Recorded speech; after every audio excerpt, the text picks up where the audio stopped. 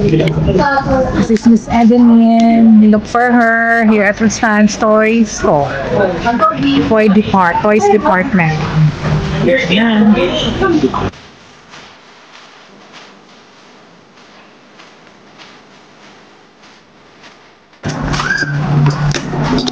Serious?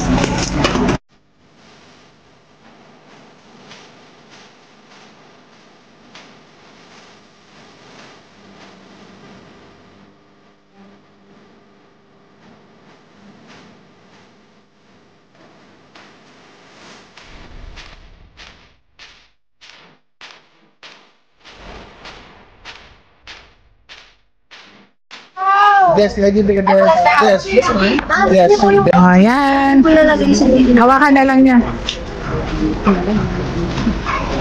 Ito na, dear. Thank you so much.